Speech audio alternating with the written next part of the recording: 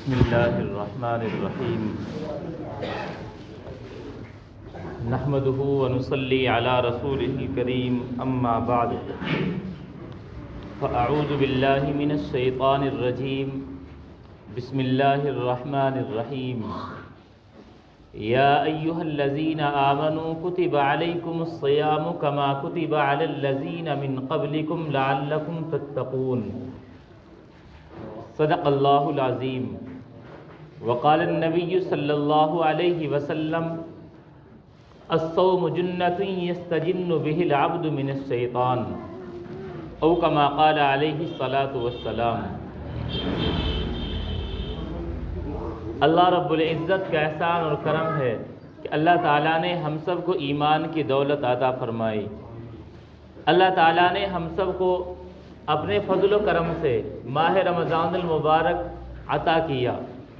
یہ مغفرت، برکت اور رحمتوں والا مہینہ ہم سب کو عطا کیا۔ اس مہینے میں مختلف عبادتیں اور عام دنوں کے مقابلے میں زیادہ ہوتی ہیں، جن میں ایک اہم عبادت روزہ ہے۔ اردو زبان میں روزہ کہتے ہیں، عربی زبان میں اس کے لیے لفظ صومن استعمال ہوا ہے۔ اسی صومن کی جمع صیام ہے۔ قرآن کریم میں اللہ تعالیٰ نے اسی کے متعلق ارشاد فرمایا، یا ایھا الذین آمنوا کتب علیکم الصیام، اے ایمان والو تم پر روزے فرض کیے گئے، کما کتب علی الذین من قبلکم، جیسے تم سے پہلے لوگوں پر روزے فرض کیے گئے تھے، لعلکم تتقون، تاکہ تم پرہیزگار بن جاؤ۔ تو صیام، صوم، اس کے معنی روزہ۔ روزہ کسے کہتے ہیں؟ اس کا لغوی معنی یعنی اس لفظ صوم کی میننگ یہ ہے، رک جانا، ٹھہرے رہنا۔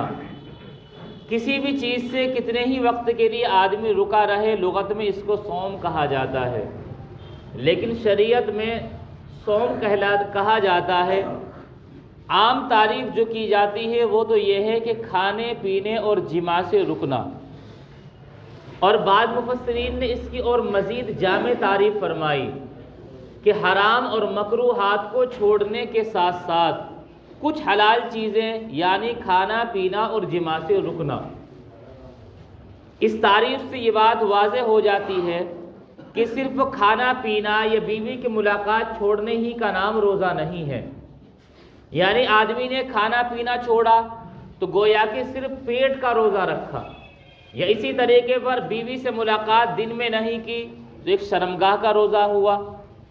شریعت کی اصطلاح میں پورے جسم کا روزہ اللہ کے یہاں معتبر ہے۔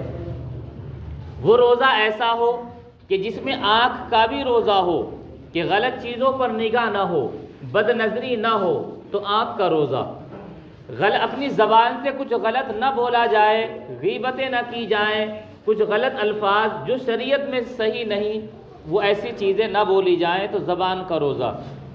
کانوں سے کچھ بری بات، غیبتیں، گالیاں، اس طرح کی چیزیں سننا، ان سے اپنے آپ کو بچایا جائے، یہ کانوں کا روزہ ہے۔ اپنے ہاتھ سے کسی کو تکلیف نہ دی جائے، یہ ہاتھ کا روزہ ہے۔ پاؤں کو غلط چیزوں کی طرف لے کر چلنا، اس جانے سے روک لینا، یہ پاؤں کا روزہ ہے۔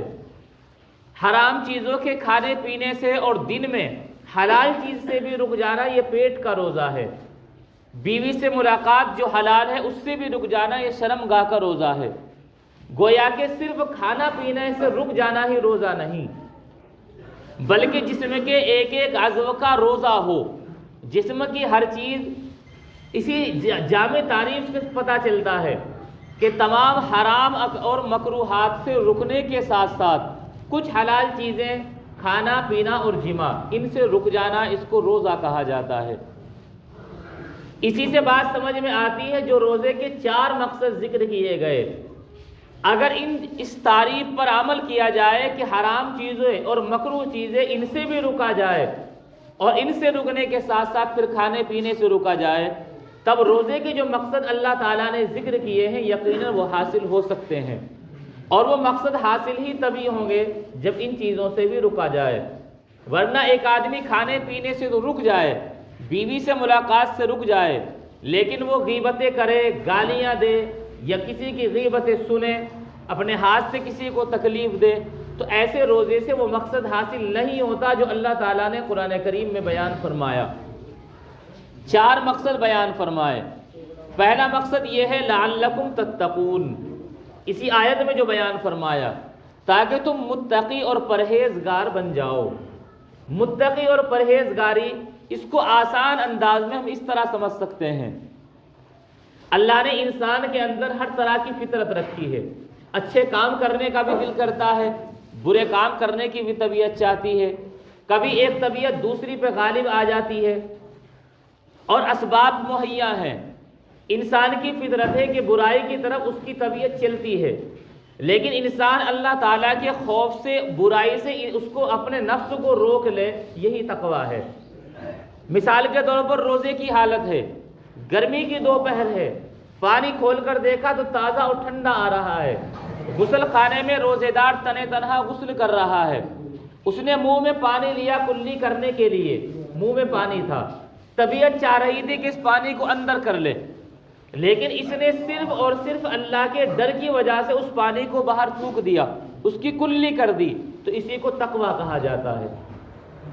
اور کوئی بھی چیز انسان اس کو کر سکتا ہو، کھانا ہی ہے، اپنے بند کمرے میں لیٹا ہوا ہے، کوئی نہیں دیکھ رہا ہے، بھوک بھی لگ رہی ہے، انسان صرف اس لیے نہیں کھاتا کہ اللہ تبارک و تعالیٰ اسے دیکھ رہا ہے، تو یہی تقویٰ ہے۔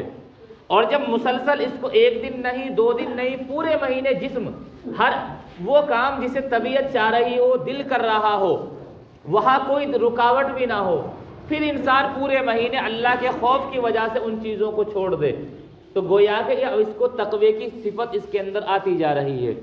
اور 1 مہینے کی مدت تک کرنے کے بعد پھر انسان کے جسم کو یہ عادت ہو جانی چاہیے کہ سال بھر ہر برائی کو کرتے ہوئے انسان اپنے آپ کو اس سے روک لے، اللہ کا خوف اسے ان برائیوں سے روک دے، تو یہی تقویٰ ہے، یہی روزے کا پہلا مقصد ہے، یا کہیے کہ روزے کی پہلی حکمت ہے کہ روزے سے پہلی صفت حاصل ہوتی ہے تقویٰ۔ اور اللہ تبارک و تعالیٰ کے یہاں اس تقوی کی صفت اپنانے والے جنہیں متقی اور پرہیزگار کہا جاتا ہے، اللہ کے یہاں ان کا بہت بڑا مقام ہے، اور یہ مقام روزہ رکھنے سے انسان کو حاصل ہو سکتا ہے۔ دوسری حکمت اور دوسرا مقصد جو قرآن کی آیت میں آگے چل کر بتلایا، وَلِتُكْمِلُوا الْعِدَّةَ، تاکہ تم اس عدت، اس تعداد کو پورا کرو۔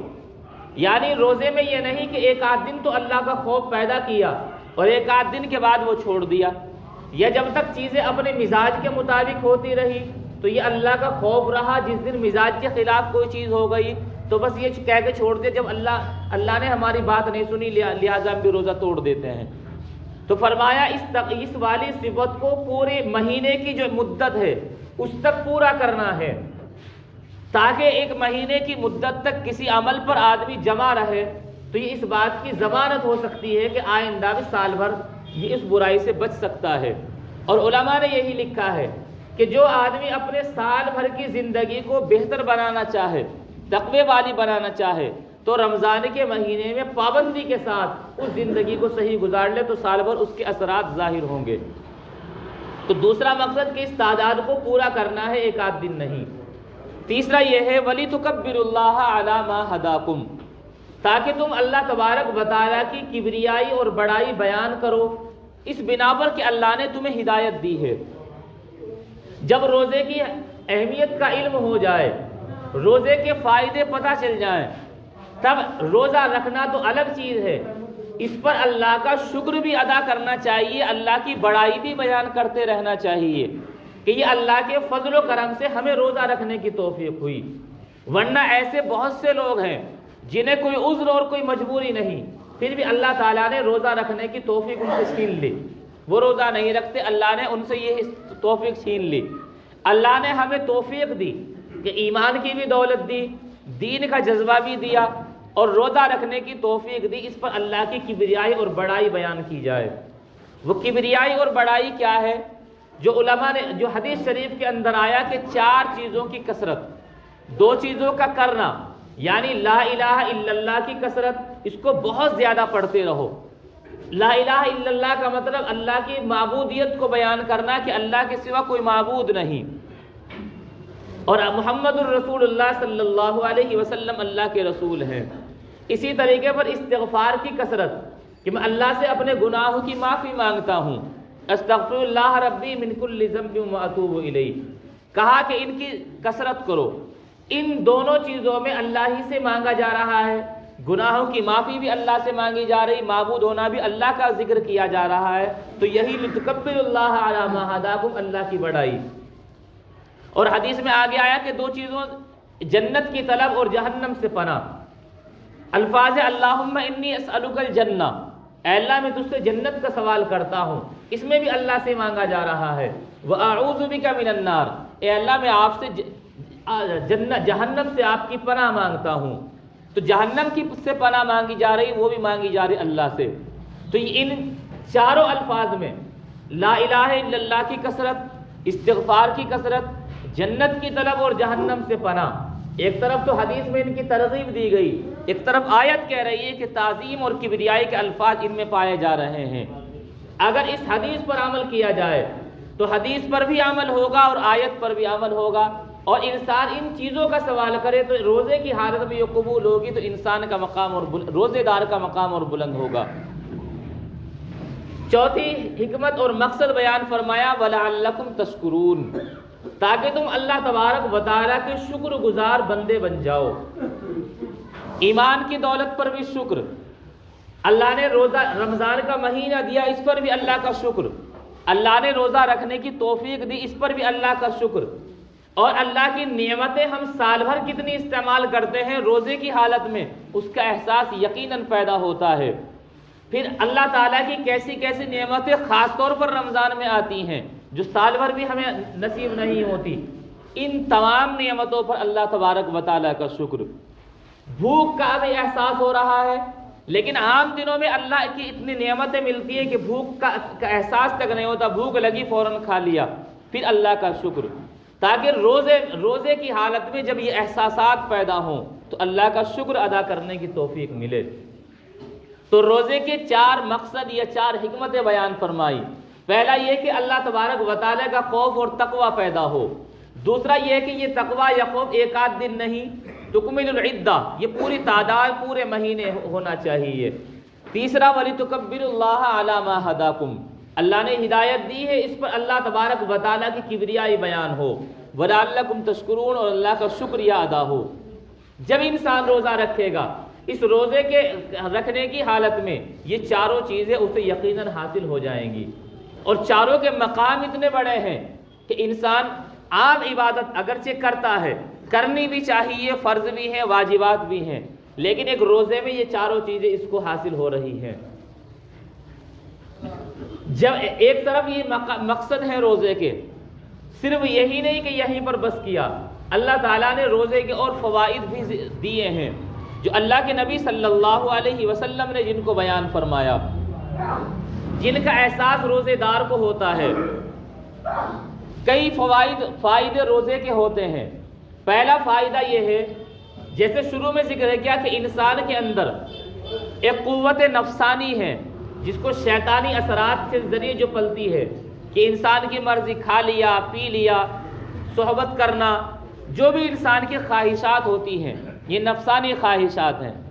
ایک قوت روحانی ہے کہ انسان کے اندر جیسے روزے کی حالت میں گرمی کی شدت ہے، پیاس بھی لگ رہی ہے، ٹھنڈا پانی بھی موجود ہے، لیکن انسان کو اس کی روحانی طاقت جو اللہ کا خوف جس سے پیدا ہوا اس کو ابھارتی ہے کہ تو بھی اس پانی کو نہ پیے، اللہ دیکھ رہا ہے۔ تو روزے کے ذریعے قوت روحانیہ، قوت نفسانیہ پر غالب آ جاتی ہے۔ یعنی انسان جب 1 مہینے تک بیوی سے ملاقات سے نہیں مل سکتا، حالانکہ وہ عام وقت میں حلال ہے لیکن روزے کی حالت میں وہ حرام، کھانا پینا ہر وقت حلال بلکہ مستحب ہے، عبادت ہے اگر صحیح نیت اور صحیح چیز اعتبار سے کھایا جائے، لیکن روزے کی حالت میں یہ حرام، اور اللہ کے خوف کی وجہ سے انسان چھوڑ رہا ہے، تو اللہ کے خوف کا زیادہ ہونا یہ قوت روحانیہ کی طاقت ہے۔ اور انسان میں قوت روحانیہ جتنی مضبوط ہوگی اتنی ہدایت اس کے لیے ہوگی، گمراہی میں جانا اتنا مشکل ہوگا، ایمان اتنا مضبوط ہوگا۔ یہ قوت روحانیہ اس کے ذریعے قوت نفسانیہ پر ایک عام آدمی جو روزہ رکھتا ہے وہ قابو آرام سے پا سکتا ہے۔ لیکن اسی وقت جب روزے کی جو تعریف کی تھی وہی ہو کہ حرام چھوڑنے کے ساتھ ساتھ کچھ حلال چیزیں یعنی کھانا پینا اور بیوی سے تعلق کو چھوڑ دینا۔ دوسرا فائدہ، ایک طرف تو روح کی طاقت بڑھی، دوسرا فائدہ یہ کہ جسم کی طاقت بھی روزے سے بڑھتی ہے۔ ایک حدیث شریف میں اللہ کے نبی صلی اللہ علیہ وسلم نے فرمایا، آپ کی مبارک حدیث ہے، فرمایا سومو تصحو، تم روزہ رکھو صحت مند ہو جاؤ گے۔ اللہ کے نبی صلی اللہ علیہ وسلم نے صحت کی گارنٹی روزہ رکھنے میں لی ہے، لہذا جنہیں لگتا ہو کہ روزہ رکھنے سے بیماری ہوتی ہے وہ اس حدیث کے خلاف سوچتے ہیں۔ البتہ کوئی آدمی پہلے سے بیمار ہے، کسی عذر کی وجہ سے پہلے سے کمزوری ہے اور معتبر ڈاکٹر اس کے لیے کہیں کہ اس وقت آپ کے لیے روزہ رکھنے سے بیماری بڑھنے کا اندیشہ ہے، وہ ایک الگ بات ہے۔ لیکن ایک نارمل انسان جب روزہ رکھتا ہے تو صحت اس کی بڑھتی ہے، چونکہ صحت کا تعلق انسان کے معدے اور انسان کے جگر سے ہے۔ جگر اگر انسان کا معدہ صحیح ہے تو پوری صحت صحیح، اور اگر وہ خراب ہے تو پوری صحت خراب۔ ایک حدیث شریف میں اللہ کے نبی صلی اللہ علیہ وسلم نے فرمایا، ما ملأ ابن آدم وعاء شرا من بطنہ، کہ انسان کے پیٹ کو بھرنے سے زیادہ برا کسی برتن کو انسان نے نہیں بھرا، یعنی جتنا پیٹ کا بھرنا برا ہے اتنا کسی برتن کو بھرنا برا نہیں۔ ظاہر سی بات ہے جب پیٹ زیادہ بھرتا ہے اور کھانا ہضم نہیں ہوتا تو پھر جگر میں بیماریاں پیدا ہوتی ہیں۔ ایک روایت میں فرمایا المعدۃ بیت الادواء، معدہ بیماریوں کا گھر ہے۔ جب معدہ صحیح ہوگا تو پورا بدن صحیح ہوگا، اور معدہ خراب ہوگا تو پورا بدن خراب ہوگا۔ اور روزہ رکھنے کی حالت میں موجودہ سائنس اس بات کو تسلیم کرتی ہے، بلکہ آج کل ایک ویڈیو وائرل بھی ہو رہی ہے کہ جاپان کے بڑے سائنسدانوں کا کہنا ہے کہ روزہ رکھنے کی وجہ سے انسان کے جسم میں جو زہریلے ٹاکسن پائے جاتے ہیں، زہریلے مادے پائے جاتے ہیں، جب انسان کو شدت کی بھوک لگتی ہے تو وہ زہریلے مادے ایک دوسرے کو ڈیمیج کر دیتے ہیں، جس کی وجہ سے انسان کی صحت جن وجہ سے خراب ہو سکتی تھی اب صحت خراب نہیں ہوتی۔ اللہ کے نبی صلی اللہ علیہ وسلم نے اتنے سال پہلے، اتنی صدی پہلے روزے کی حکمت میں اور فائدے میں یہ بات بیان فرما دی کہ روزے سے تو جسم کی طاقت اور صحت بھی حاصل ہوتی ہے، اور موجودہ سائنس آج ریسرچ کے بعد اس بات کو تسلیم کرتی ہے کہ روزے سے زہریلے ٹاکسن ختم ہوتے ہیں اور انسان کی صحت اچھی ہوتی ہے۔ تیسرا فائدہ روزے کے ذریعے جو حاصل ہوتا ہے وہ ہے کہ روزے کے ذریعے انسان کو صبر اور استقامت حاصل ہوتا ہے۔ انسان اگر صبر سیکھنا چاہتا ہے تو وہ روزہ رکھ لے۔ ایک صبر وہی جو عام مثال دی جاتی ہے کہ سب کچھ موجود ہونے کے بعد انسان پانی یا کھانا نہیں کھاتا صرف اللہ کے خوف سے، یہ ایک صبر کی مثال ہے۔ اور ایک حدیث شریف میں آپ صلی اللہ علیہ وسلم نے فرمایا لِكُلِّ شَيْءٍ زَكَاةٌ وَزَكَاةُ الْجَسَدِ الصَّوْمُ وَالصَّوْمُ نِصْفُ الصَّبْرِ، کہ ہر چیز کی زکوٰۃ ہوتی ہے اور انسان کے جسم کی زکوٰۃ وہ روزہ ہے، اور آگے فرمایا کہ روزہ آدھا صبر ہے، کہ روزہ رکھنے سے انسان کو صبر کا آدھا درجہ حاصل ہو جاتا ہے، صبر کرنے پر انسان آمادہ ہو جاتا ہے۔ اور ایک حدیث شریف میں آپ صلی اللہ علیہ وسلم نے یہ صبر کیسے ہوتا ہے اس کو سمجھایا، یا معاشر الشباب من استطاع منکم الباءۃ فلیتزوج فإنه اغض للبصر واحسن للفرج ومن لم يستطع فعليه بالصوم۔ فرمایا کہ اے نوجوانوں کی جماعت، تم میں سے جو شخص نکاح کرنے کی طاقت رکھتا ہو، شادی کر سکتا ہو تو اسے شادی کر لینی چاہیے، کیونکہ اس کا فائدہ اسے یہ حاصل ہوگا فإنه اغض للبصر، نکاح اور شادی کا ہو جانا انسان کی نگاہ کو جھکاتا ہے، یعنی بد نظری سے روکتا ہے، وہ احسن للفرج، اور شرمگاہ کی حفاظت ہوتی ہے نکاح کے ذریعے۔ یہ تو ہے اگر نکاح کرنے کی طاقت ہو، یعنی بیوی کو نان نفقہ سکنا دے سکتا ہو، تب یہ آدمی کو نکاح کر ہی لینا چاہیے۔ اور آگے فرمایا وَمَن لَّمْ يَسْتَطِعْ فَعَلَيْهِ بِالصَّوْمِ، جو نکاح کرنے کی طاقت نہ رکھتا ہو، کہ نکاح تو کر لیا لیکن بیوی کو رکھنے کے لیے گھر نہیں، نکاح تو کر لیا لیکن اس کا خرچ نہیں اٹھا سکتا، کھانا پینا نہیں دے سکتا، اب اس پر ظلم ہو رہا ہے، فرمایا فَعَلَيْهِ بِالصَّوْمِ، اس شخص کو چاہیے کہ یہ روزہ رکھے۔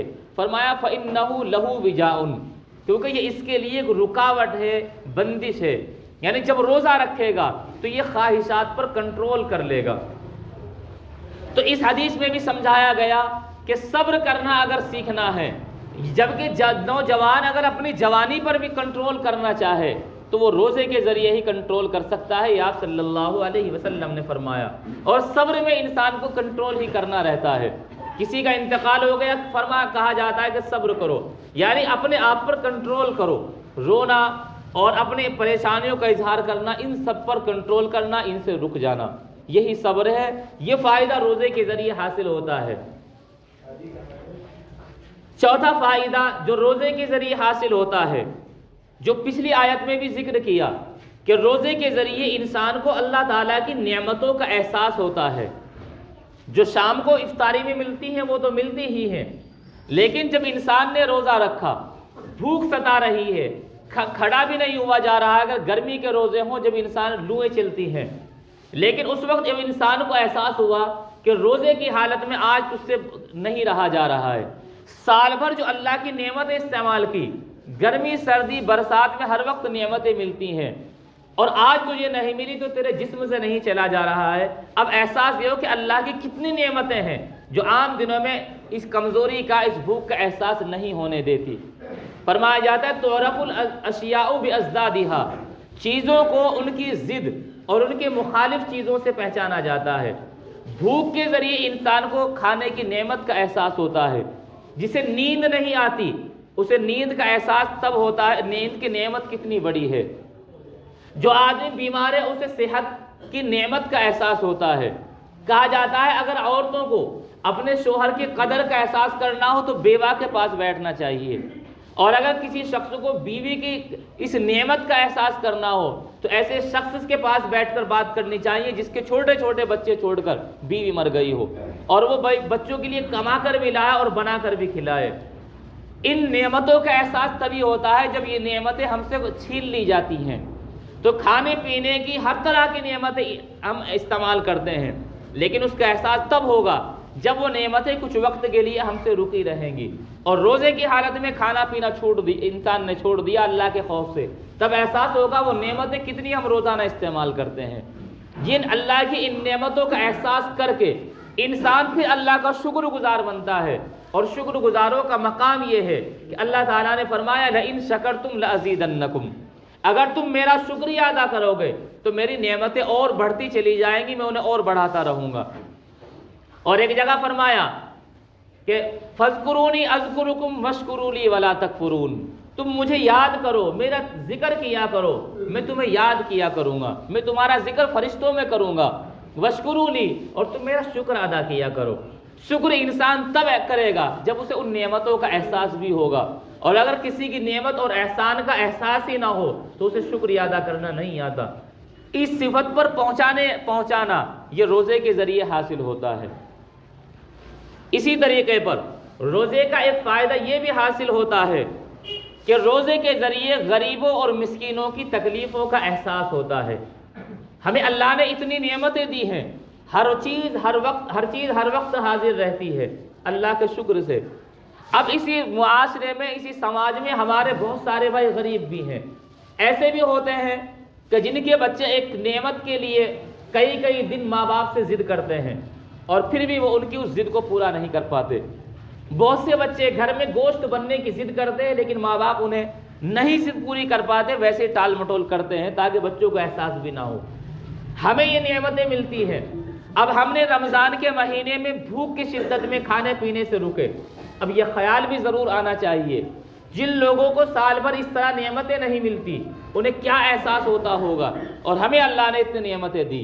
اب ان کا احساس کرنے کے بعد انسان کو غریبوں کے ساتھ ہمدردی حاصل ہوتی ہے، یتیموں کے ساتھ ہمدردی حاصل ہوتی ہے، اور کسی یتیم کے ساتھ ہمدردی، آپ صلی اللہ علیہ وسلم نے فرمایا انا وکافل الیتیم کہاتین، میں اور یتیم کی کفالت اور پرورش کرنے والا جنت میں اس طرح ہوں گے، یعنی میرا درجہ ایک نبوت کا اس سے آگے ہوگا، اور وہ ایک درجہ نبی نہ ہونے کی وجہ سے پیچھے ہوگا، آگے پیچھے ہی ہوں گے، یعنی وہ مقام کے نبیوں کے پیچھے یتیموں کی کفالت کرنے والا ہوگا۔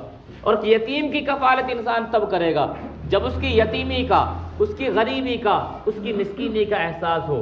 یہ احساس روزے کے ذریعے ہمیں حاصل ہوتا ہے، یہ فائدے روزے کے ذریعے حاصل ہوتے ہیں۔ اور ایک فائدہ یہ بھی ہے کہ روزے کے ذریعے انسان اپنے آپ کو بس اللہ کے حوالے کر دیتا ہے۔ عبادت تو کوئی سی بھی ہو، سب اللہ کی رضا کے لیے ہوتی ہیں۔ فرمایا قل ان صلاتی و نسکی و محیای و مماتی للہ رب العالمین، کہ آپ کہہ دیجئے میری نمازیں، میری اور عبادتیں، میرا مرنا، میرا جینا سب اللہ کے لیے ہیں۔ اور روزے میں یہ چیز ہر طریقے پر حاصل ہوتی ہے، چونکہ اور عبادتوں میں انسان سے ریاکاری اور دکھلاوا ہو سکتا ہے، لیکن روزے میں کوئی ریاکاری نہیں۔ ایک صف میں 50 آدمی بیٹھے ہوں، 40 روزے دار، 10 غیر روزے دار، لیکن بظاہر کوئی فرق نہیں ہوتا۔ کیوں؟ یہ عبادت ایسی جو چھپی ہوئی ہے۔ یہی وجہ ہے کہ آپ صلی اللہ علیہ وسلم نے حدیث قدسی یعنی اللہ کا حکم بیان کرتے ہوئے فرمایا الصوم لی وانا اجزی بہ، کہ روزہ میرے لیے ہے، یعنی خالصتاً میرے لیے ہے، جس میں ظاہر کچھ نہیں ہوتا۔ فرمایا وانا اجزی بہ، لہذا اس کا بدلہ بھی میں ہی دوں گا۔ یہ فائدے اسی روزے کے ذریعے حاصل ہو سکتے ہیں، لیکن تبھی حاصل ہوں گے جب روزہ روزہ ہو۔ اور اگر روزہ وہی ہو جو ہم سمجھتے ہیں کہ کھانے پینے سے تو رکے رہے لیکن دوسری چیزوں سے اپنے آپ کو نہیں روکا، پھر یہ فائدے حاصل نہیں ہوتے۔ یہ فائدے تب حاصل ہوں گے جب ہم روزے کی اس ڈیفینیشن اور اس تعریف کو سمجھیں کہ روزہ صرف کھانے پینے سے رکنے کا نام نہیں، روزہ حرام اور مکروہ چیزوں سے رکنے کے ساتھ ساتھ، حرام اور ناجائز چیزوں سے رکنے کے ساتھ ساتھ کھانے پینے اور جماع سے رکنا ہو تب روزہ ہے، جس میں آنکھ کا بھی روزہ، کان کا بھی روزہ، ہاتھ اور پاؤں کا بھی روزہ، تمام چیزوں کا روزہ ہو، پیٹ کا بھی روزہ ہو، شرمگاہ کا بھی روزہ ہو، تب یقیناً یہ مقصد، یہ فائدے اور یہ حکمتیں حاصل ہوتی ہیں۔ اس لیے ہم کو چاہیے کہ ہم اپنا روزہ صحیح روزہ کریں، ایسا روزہ نہیں کہ صرف کھانے پینے سے رکے رہے۔ اس کو تو اللہ کے نبی صلی اللہ علیہ وسلم نے فرمایا کہ ایسے روزے کو تو دھتکار دیا جاتا ہے۔ فرمایا من لم یدع قول الزور والعمل به فلیس للہ حاجۃ فی ان یدع طعامہ وشرابہ، کہ جو آدمی روزہ رکھنے کے بعد بھی جھوٹ بولنا، جھوٹ پر عمل کرنا، اس طریقے کی برائیوں کو نہ چھوڑے، تو فرمایا فلیس للہ حاجۃ فی ان یدع طعامہ وشرابہ، تو اللہ کو اس کا کھانا پینا چھڑوانے کی کوئی ضرورت نہیں ہے۔ یعنی اب اللہ تعالیٰ کا یہ حکم کھانا پینا روزہ چھوڑنے کا پھر کچھ نہیں ہے اس کے لیے۔ تو اس حدیث سے صاف پتہ چلتا ہے کہ صرف کھانا پینا چھوڑ دینا یہ روزہ نہیں ہے، بلکہ کھانا پینا چھوڑنے کے ساتھ ساتھ کچھ حرام اور ناجائز چیزوں کو بھی چھوڑنا ہے۔ عقل اس بات کو کہتی ہے کہ جب روزہ رکھنے سے ہمارے اوپر حلال چیزیں حرام ہو سکتی ہیں، جو کھانا پینا اور بیوی سے ملنا حلال تھا، جب روزے کی حالت میں یہ حرام ہو جاتی ہیں، تو جو چیزیں پہلے سے ناجائز اور حرام ہیں وہ تو بدرجہ اولا ناجائز اور حرام ہو جائیں گی، ان کا گناہ تو اور بھی زیادہ بڑھ جائے گا۔ تبھی روزے کا وہ ثواب حاصل ہوتا ہے جو روزے کا ایک ثواب اللہ کے یہاں سے ملتا ہے کہ اللہ نے جو فرمایا کہ روزہ میرے لیے ہے اور اس کا بدلہ میں خود دوں گا۔ ہر عبادت کا ثواب فرشتوں کے ذریعے دلوایا جاتا ہے۔ ہر عبادت کے ثواب کو فرمایا کہ انسان کی ہر عبادت کا ثواب 10 گنا سے لے کر 700 گنا تک بڑھا کر دیا جاتا ہے، لیکن روزے کی کوئی لمٹ، کوئی حد بیان نہیں فرمائی۔ روزے کے ثواب کو دینے کے لیے فرشتوں کو مقرر نہیں کیا، بلکہ اللہ نے فرمایا میرے ہی لیے رکھا گیا تو ثواب بھی میں خود دوں گا۔ اور ایک روایت کے الفاظ تو یہ ہے وَأَنَا أُجْزَىٰ بِهِ، کہ اس کا بدلہ یہ ہے کہ میں ہی اس کا ہو جاؤں گا۔ یہ انعامات اس روزے کے ذریعے حاصل ہوتے ہیں۔ اللہ کے یہاں اللہ کے نبی صلی اللہ علیہ وسلم نے یہ تمام حکمتیں، فضیلتیں اس روزے کی بیان فرمائی۔ جب روزے کی یہ فضیلت، تو روزے دار کی کتنی فضیلت، جو روزہ رکھے گا یہ تمام فضیلتیں اسے حاصل ہوں گی، لیکن اسے اور بھی فضیلتیں حاصل ہوتی ہیں۔ ایک روایت میں آپ صلی اللہ علیہ وسلم نے فرمایا لِلصَّائِمِ فَرْحَتَانِ فَرْحَةٌ عِندَ الْإِفْطَارِ وَفَرْحَةٌ عِندَ لِقَاءِ الرَّحْمَٰنِ، کہ روزے دار کو 2 خوشی ایسی حاصل ہوتی ہے جو کسی کو حاصل نہیں ہو سکتی، وہ روزے دار کو حاصل ہوتی ہیں۔ وہ کون سی؟ فرحۃ عند الافطار، ایک خوشی ایک روزہ افطار کے وقت اسے حاصل ہوتی ہے، چونکہ اس وقت اس کی قبولیت کا ٹائم ہے، وہ اللہ سے جو مانگ رہا ہے وہ مل رہا ہے، اس وقت وہ اللہ کے سامنے یہ احساس کرا رہا ہے کہ یا اللہ میں کھانے پینے سے نہیں رک سکتا تھا، لیکن اگر رکا ہوں تو تیری رضا کے لیے۔ یہ خوشی کا احساس، اور ایک خوشی حاصل ہوتی ہے عند لقاء الرحمن، جب ہی اللہ سے ملے گا تو اللہ تعالیٰ اسے خوش کر دیں گے۔ جیسے روایت میں ہے کہ جنت میں 8 دروازے ہیں، ایک دروازہ صرف روزے داروں کے لیے جسے باب الریان کہا جاتا ہے، یہ خاص روزے داروں کے لیے ہے۔ روزے دار کی ایک فضیلت یہ ہے کہ آپ صلی اللہ علیہ وسلم نے فرمایا لخلوف فم الصائم اطیب عند اللہ من ریح المسک، کہ روزے دار کے معدے سے، یعنی بھوک کی وجہ سے معدے سے جو بو اٹھتی ہے، اللہ تعالیٰ کو مشک سے بھی زیادہ پسند وہ خوشبو آتی ہے۔ یہ روزے دار کا اللہ کے یہاں مقام ہے۔ روزے دار کا مقام یہ بھی ہے کہ 3 لوگوں کے بارے میں آپ صلی اللہ علیہ وسلم نے فرمایا ان کی دعا کبھی رد نہیں ہوتی۔ عادل بادشاہ، وہ بادشاہ جو انصاف کرتا ہے، مظلوم، اور تیسرا روزے دار، جب افطار کے وقت دعا کرے اس کی دعا رد نہیں ہوتی۔ یہ فضیلتیں روزے کی اور روزے دار کی ہیں۔ اللہ تبارک و تعالی ہم سب کو پابندی کے ساتھ روزہ رکھنے اور صحیح طریقے پر جیسا حکم ہے اس طریقے پر روزہ رکھنے کی توفیق عطا فرمائے۔ وآخر دعوانا ان الحمد للہ رب العالمین۔